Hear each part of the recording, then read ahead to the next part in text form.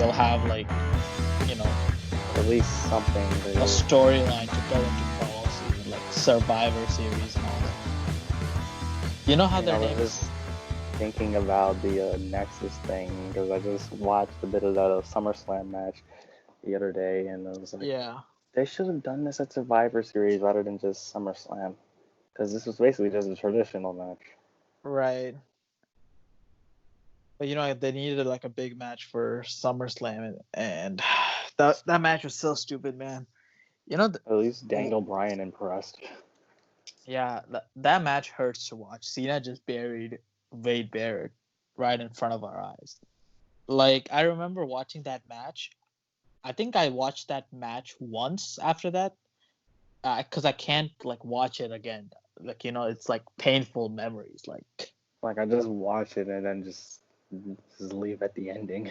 yeah, like, have you heard Edge and Christian's sorry, not Edge and Christian. Like Edge and Jericho's podcast back in the day. I think it was like 2015. They talked about how bad that decision was for Cena to beat Gabriel and Wade back to back and win like that. Like, I was about to bring that up, and John actually regrets that now. Yeah, pretty much And ruining. it's pretty much the reason why he lost so much at SummerSlam in later years. Yeah, that's true. It's kind of like a karma thing. But yeah, they do need something for the fall. So it makes sense to try and have this little group thing. Yeah, Like, yeah. it's a good Also, thing they're not starting this out too early, like with Nexus or The Invasion, because they started it like, I don't know, in the summer. And then they tried to milk it all the way to Survivor Series, and then that's when people just stopped caring. So it would be better to just start it in at SummerSlam, August, and then just wrap it all up in November. yeah, Be and 3 months, be quick, painless, and just get it out of the way. yeah, that's true. And what was I gonna say? Like, um, but yeah, the reveal just needs to be on point, or else this would kind of feel flat. Usually these little stable things always fall flat. So here's hoping that they. Yeah. Like, okay, okay, here's what I was gonna say. I was gonna tell you about how, how like there is no crowd, right? So it's hard for WWE to tell who's over and who's not over. And And who can be taken, and what certain things can be taken seriously.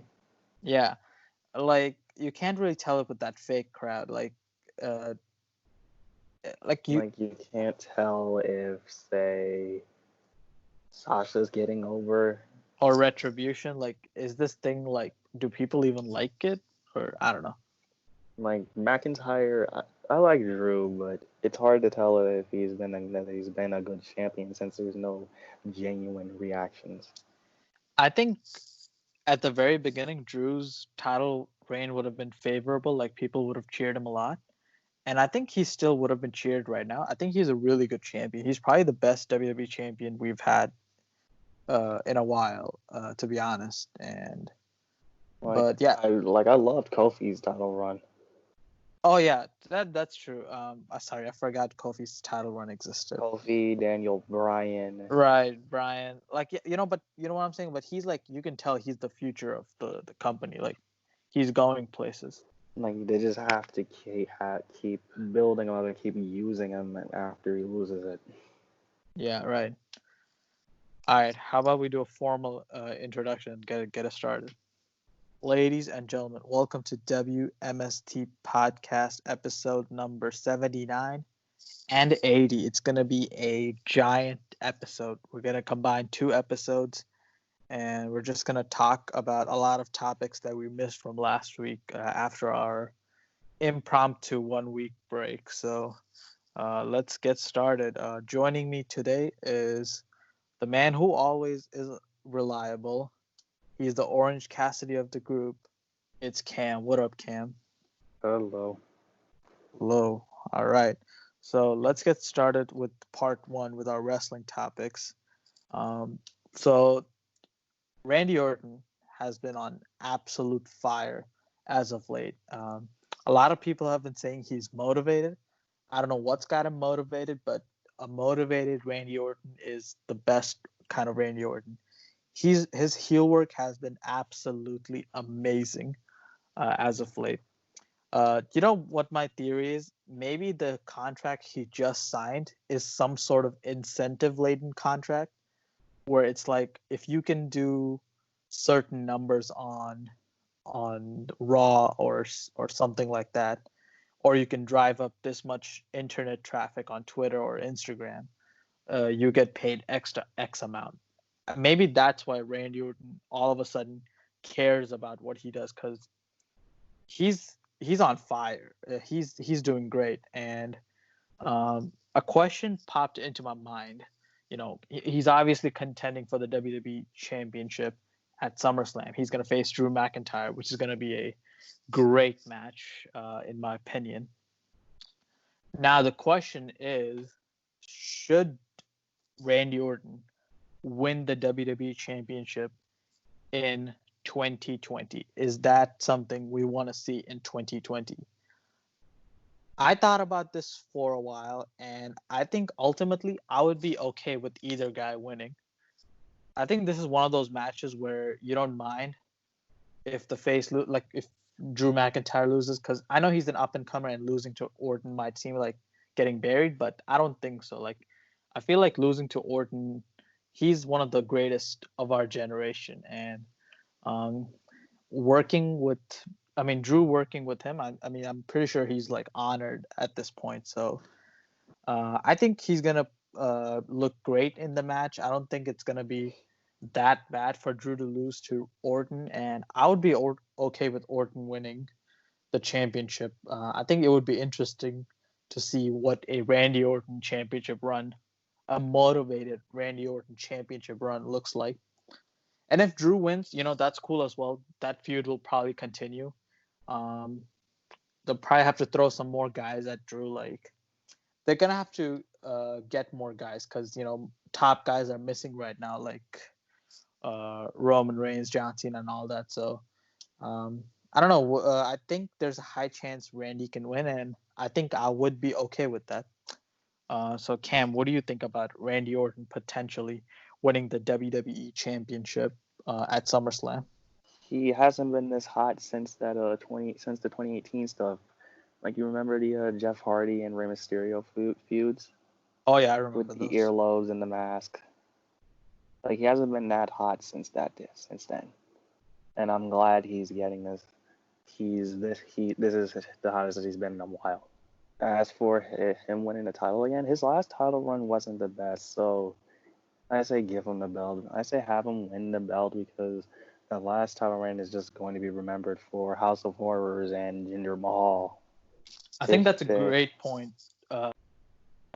The fact is, if that last championship is the last one he ever wins, it's gonna be kind of a bad look. Like, I think he should have won last great championship run. Like, even if it lasts like 2-3 months, like it ends at, I don't know, Survivor Series or whatever December pay-per-view they do, since they're probably not going to do TLC or the Rumble. Or at least give him some good storylines and have him hold on to it for a long time. Unless they're going to try and bring Edge back and have him win the title again. Yeah, that would be interesting.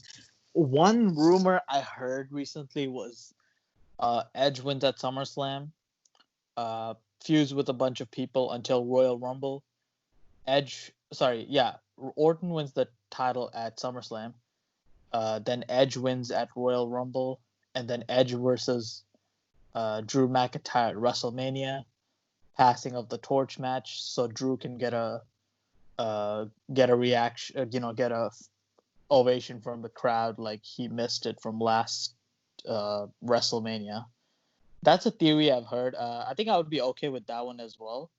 I think everything works out if Orton ends up winning. What do you think about that? I say, yeah, that would be like long-term stuff. Yeah, and WWE is not known for long-term booking at all. Anyways, moving on to our next topic. Let's talk a little bit about AEW Dynamite from the past week or so. So first thing we got to talk about Eric freaking Bischoff back on TNT wrestling programming for the first time since WCW went down. A lot of people loved his appearance, and he wasn't very overexposed. Like they used him very, uh, you know, they used him very well in that debate segment. He didn't overstay his welcome. I think he was great there.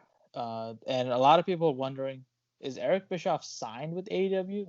That's not the case. AEW hasn't signed Eric Bischoff, and we've been saying like, hey, there should be a general manager on screen for AEW. Obviously, our theory is it should be CM Punk, but hey, at the same time, I mean, if they can get Eric Bischoff, people wouldn't mind that. It seems like, but it is what it is. I mean, okay, another thing I gotta talk about as for something I noticed from the past 2 weeks of AEW. This is literally the best tag team division in the entire world. Maybe New Japan rivals it, but I mean, this tag division is so fun. It's such a good mix of characters and wrestlers. I mean, you got the Dark Order, you got Kenny and Adam Page, you got the entire Elite is in there. You got the former Revival, Cash Wheeler and Dax. I think it's Harwood, or how do you say his last name? Dax. Sorry, I forgot his last name. Cash Wheeler and Dax Hardwood. Harwood. Yeah. Harwood. Harwood. I got that correct. Never mind. Okay. So I mean, that talent right there is just unfreaking believable. So much talent in there. So many like overlapping storylines. It's great. It's the best tag division in the entire world, in my opinion. That main event, man, that was so awesome. Seeing Jon Moxley versus Darby Allin, it was so brutal, so awesome. Like you can see, like Mox like respects Darby so much, but the kid won't go down, and he has to like deliver the I final don't want blow. to do this, man. I don't want to do this. Like, just stay down and stuff. Yeah, I think he kind of sees like in storyline, he sees like a younger version of himself because he says in a promo like, if somebody said something along the lines of if somebody told me to give up, like I wouldn't. So like he was kind of giving himself advice, like he was giving like his younger self a pep talk. Like it was kind of cool. That like an endorsement.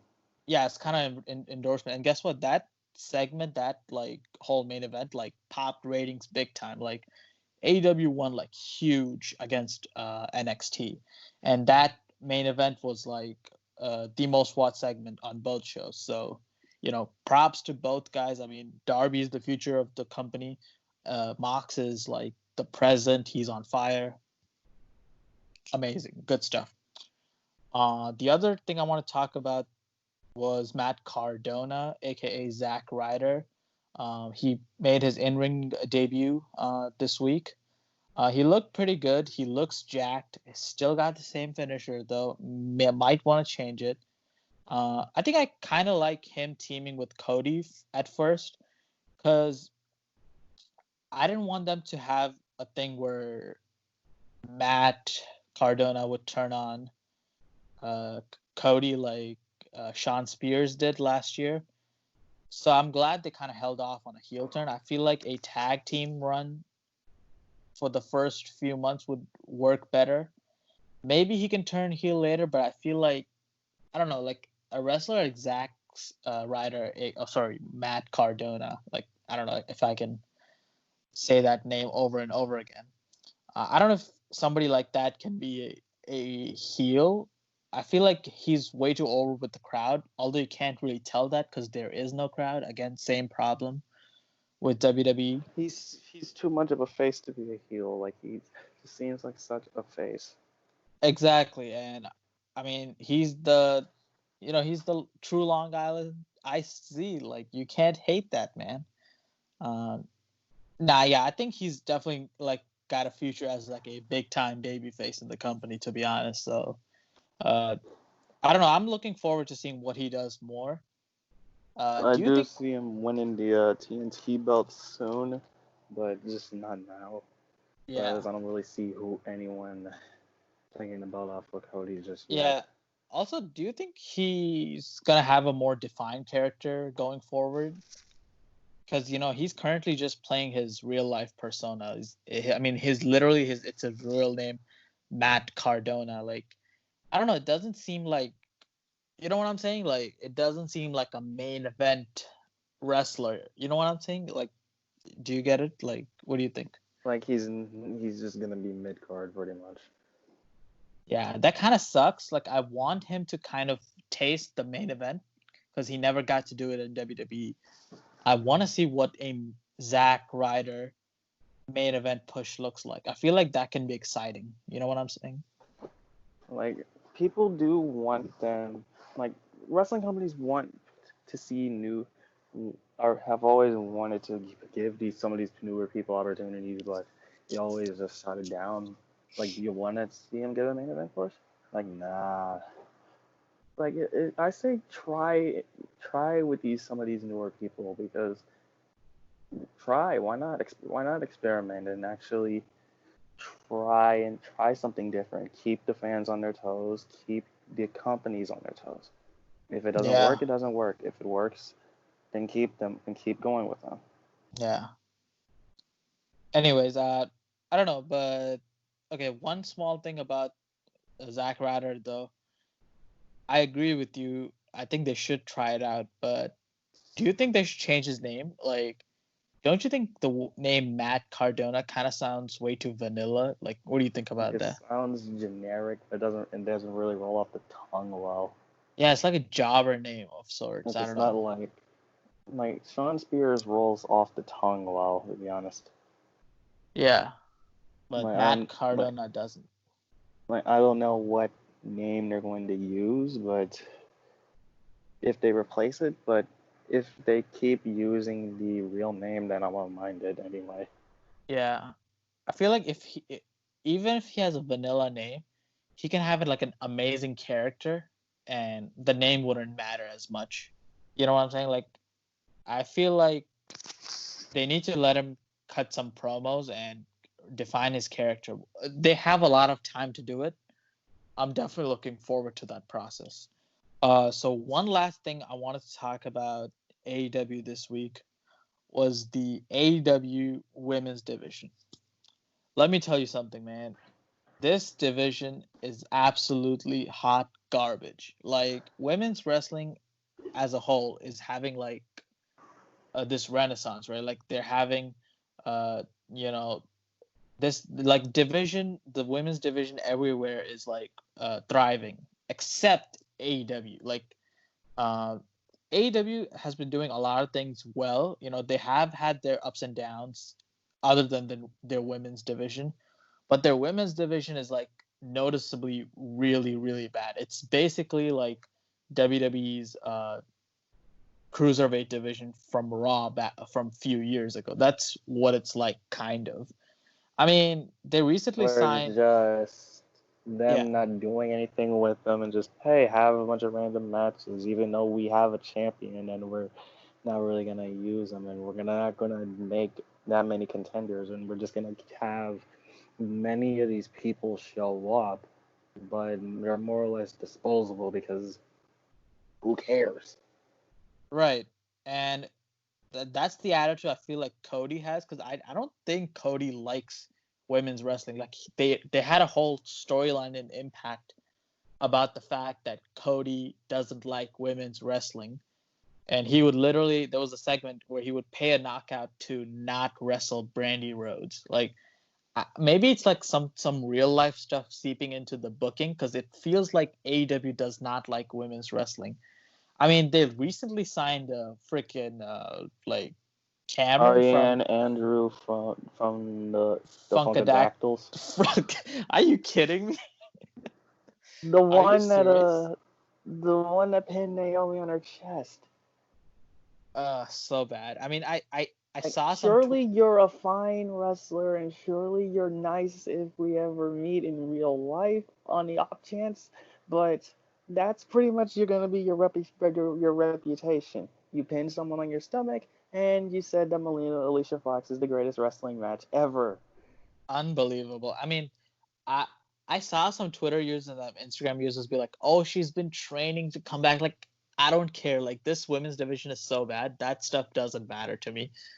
Uh, and I think the biggest reason this women's division is failing, because I feel like they gave Brandy Rhodes the key to the division to like book it however she wants, and she has been doing a horrible job with the division.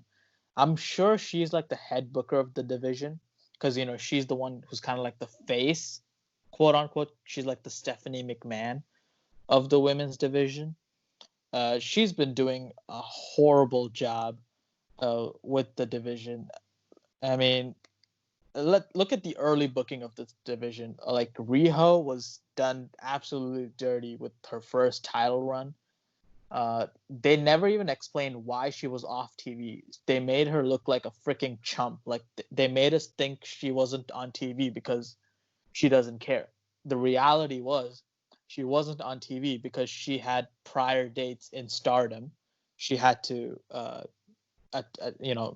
go do the booking for that. But the thing is, they could have literally told us about the fact that she's wrestling all around the world. She's a great champion. None of that. Like, just forget about that and have her disappear out of nowhere. And I mean, yeah, it's just horrible booking all around, like you said. And It goes back to the way WWE had their women's division several before, like in the pre NXT, pre 2014-15 days. You have them on TV as pretty much a distraction, or as the pencil neck geeks call it, a bathroom break. bathroom break, right? But some people do want to get involved and invested in this division and put their stock into it. You have some great women on this roster, but if you don't care, why should we? Yeah, and I mean the only woman that was doing something in this division was Britt Baker. She was having this great character run, uh, and she's still a pretty good character on screen, to be honest. But her injury definitely hurted the division even more, and she's been like the only kind of constant character that you can kind of be entertained by in Expect the on division. TV every week because they've been booking her every week just to have her have segments Yeah. over the people that they've been establishing for months, like Nyla Rose or Riho or Hikaru Shida, the women's champion. Like, she's being booked over the champion. I know AEW hasn't signed like the best women's wrestlers in the world, but they still have some good talent. Like Riho, like I said, Shida, uh, Penelope Ford to a certain extent. Like they have talent. It's just about using it Booking correctly. and using them. Yeah, and building new women's stars. They need to do that. I mean, to top it all off, uh, one thing people on Twitter and everybody else was just like furious about. I don't know if you heard. I think you saw it because I posted it in the messages. Like, I've been The saying it for weeks, a and it's the reason why Brandy deactivated her Twitter. Yeah, like let's address that. So AEW Heels is like this. I mean, I don't even know how to describe it. It's like A a subs subscription service a, thingy? a subscription, a $49 annually, $4 a month subscription service to talk to Brandy Rhodes and other women from AEW and get It's a exclusives. Patreon. It makes no sense. You have a wrestling show to do that. You do. I Like, you mean, don't need to make a Patreon for this when you have ass loads of money. look, I was talking to this person in one of the comments on Instagram, and we were having an argument. I was like, this is like pyramid scheme. You're literally asking women for some reason specifically to pay you money to give you women's content. Like what? That makes Oh no yeah, sense to it's me. for women only too. Are you kidding me? What if a man signs up because This has gotta be a rib. like AEW's main demographic is the male 18 to 49 demographic. You think They rib anybody's on gonna? that all the time with Jericho. Yeah. By the way, How many females with expendable income do you think are gonna sign up for the service? Like this is such a joke, and the fact that AEW thought something like this would go over well with the audience is like, I mean, by the way, I think this was entirely Brandy Rhodes' idea because when people started questioning her and started, criticizing her about this, she deactivated her Twitter account. And, obviously, you got to take care of your mentals. That's very important. But I feel like they really have to reassess how they book this division. Like, it's freaking horrible. And AEW Heels is not gonna work. It's so tacky. It's so cheesy. It makes absolutely no sense. And anybody who defends this is, I don't know what to tell you, man. You probably like to waste your money a lot if you defend AEW Heels. like, What do you think about don't it? defend this. It's not worth defending. Yeah, I was talking to this Twitter user. He or she. I'm pretty sure it was a she. She was like, "Oh, it's a safe space for women." I'm like, "What? Are you kidding me? Like, do you They need just want a your sep money. you need a separate space. You want to pay for the space to get women's content. There is a whole 2-hour wrestling show where you can get enough content from. Like, it makes absolutely no sense to me. But yeah, anyways, do you have any last comments on that? Don't spend your money on AEW heels. It's a glorified Patreon page. Yeah, don't get bamboozled by Brandy Rhodes. But anyways, I digress. That's my point. Everything about AEW, to put a bow on this, everything about AEW is great. Like they're doing some great character work, some great wrestling. But they're Except not perfect. they're not perfect. They have their hiccups. But if you want to point out something that's really bad about them, it's their women's division. Everything wrong about AEW is it's in their women's division.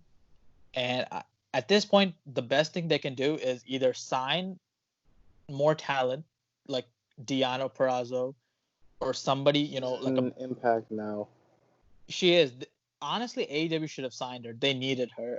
Like you gotta sign somebody big, or you gotta hire somebody to book the division. Brandy Rhodes cannot do it. Sorry, I'm sorry about that. Okay, so let's talk about SmackDown. So last week, a lot of people were talking about the segment of the Fiend attacking Alexa Bliss. Pretty cool visual, kind of a horror movie aesthetic to it. I liked it, and a lot of people have been wondering, like SmackDown in the recent weeks has been kind of booked differently, and what I've been hearing is the fact is Daniel Bryan has been getting a lot of influence backstage, so he's the one kind of booking a lot of stuff, and he's getting a lot of okays from Vince McMahon, which is pretty surprising. But I'm kind of happy that Daniel Bryan is getting to do kind of what he wants with his feuds and some other SmackDown feuds, because he signed a big contract. I feel like a few years ago. He should get to do what he wants because he can easily like have not signed that contract and made boatloads of money in AEW or Impact, but he's in WWE. He's like their best wrestler they have. I feel like they should do everything in their power to keep Daniel Bryan happy.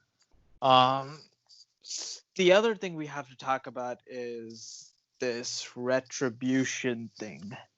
So, you got those people who were hijacking Raw somehow with the attacking the power cable. The power Throwing supply. Molotov cocktails are like a generator. Yeah, the Matlavka. Yep.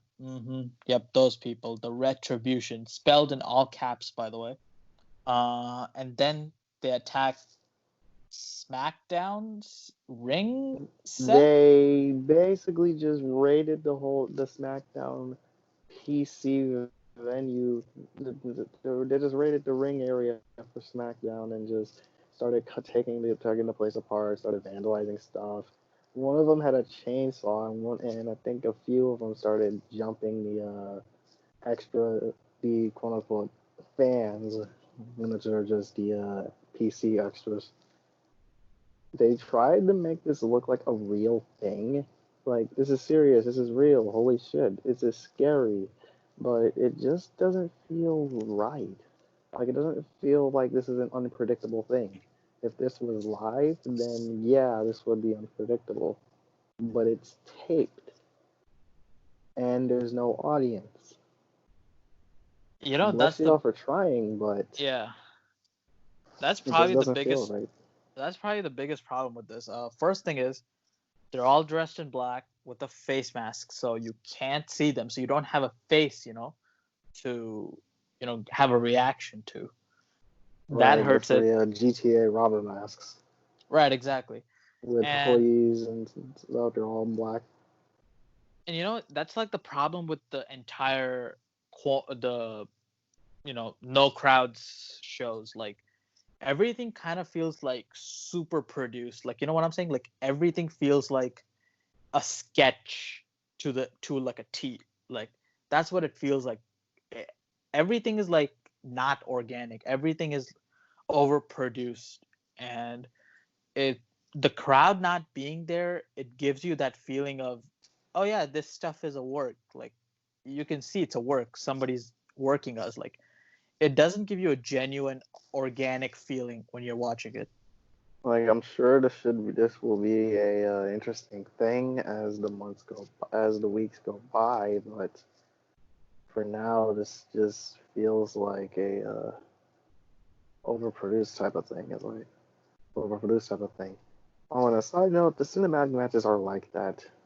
Are I know that they're supposed to be overproduced, but sometimes they just feel like they jump the shark. Sometimes you don't have to have a taped cinematic match for every pay-per-view. Like, we've had two for WrestleMania, the Money in the Bank one. The Backlash Edge and Orton one was taped, so that counts. We had two for NXT and the Extreme Rules one. You don't need to do them all the time.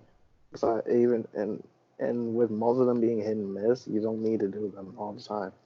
So that's what I meant to say. They're hit and miss most of the time, so don't blow your load before people get sick of them. Don't blow your loads, or just don't go overboard with them. Yeah. Again, we'll see how this stuff ends up affecting the storylines going forward. I'm definitely going to be interested in seeing who the leader of this group is. I'm hoping it's Dominic Dijakovic, but we'll see. Like it might end up being somebody we don't know, or maybe we know very little about. So we'll see. It's definitely an interesting angle. We forgot to mention something. Yeah, so this is gonna be part of part one. We literally forgot to mention Raw Underground. Maybe I'm trying to forget it. I'm just kidding. Anyways, Raw Underground. How do I describe this thing? It's like Fight Club, but really bad. I can't believe it's not Fight Club. Yeah, it should just be called Shane McMahon's Fight Club. But they're literally breaking the first rule of Fight Club. They're literally talking about it to everybody. Everybody knows about Fight Club, aka Raw Underground. Or, as some people on Twitter call it, WWE's version of Def Jam Fight for New York. Yeah, right. I mean, it's okay. When I first saw it, I was like, oh wow, that's cool. Like something new, something fresh. Okay. You got the sexy dancers right there. Come on, guys, give us ratings, give us the views, man. Like, Um, we have bomb dancers, bro. Why? and when I first watched it, I kind of enjoyed it, but now that I sit back and think about it, although if we're being honest, you're not supposed to think about this stuff. Like, it's brainless entertainment, right? Right, it's But if stupid entertainment. You're not supposed to feel anything just watching this. It's supposed to just, hey, this is something to just put on the background while you look at your phone or read a Smucker's Uncrustable. Yeah, and yeah, it's if you think about it, it's so weird. Like, the camera angles are so weird. Like, it randomly cuts to those strippers, and then Like, there's so many camera cuts. yeah, like you can tell Why? this was produced by Kevin freaking Dunn. You can tell that it's his camera work. It's freaking horrible. But anyways, I mean, I guess the wrestling itself, or shoot The MMA fight, or sorry, fights. the worked shoot MMA fight, I guess you want to call it. It's weird. I don't know. I don't know how to describe it. It's like no ropes. You just bounce on not bounce, obviously. It's like you just kind of roll on the ring and just beat them up and then pin them. What's the purpose of this thing? What's the end goal? It's basically this year's version of the quote dark mode Raw. The so-called gritty third hour that Mick Foley announced when he mentioned the 24/7 when he introduced the 24/7 title. Remember that? Remember that? That It had only lasted like 3 weeks. 2 weeks, yeah. And was it 24/7 title gonna be like the next hardcore championship? Yeah, I mean, about it is the hardcore title, only but without the hardcore stuff. Without the mindless without the mindless weapons. Yeah, exactly. I mean, you can't be just whacking motherfuckers with can lids and chairs now. I mean, the hardcore title back then was just mindless entertainment. That's pretty much what it was. Although I do miss that ugly title belt, and I wish that they would have remade it with the old spinner belt. Just smash up a spinner belt replica and just duct tape it, paint splatter it, 24/7 title. Make it an homage. Everybody will be happy. I'm gonna give this thing a week. Okay, I'm gonna give this one more week, and then it's gonna be gone.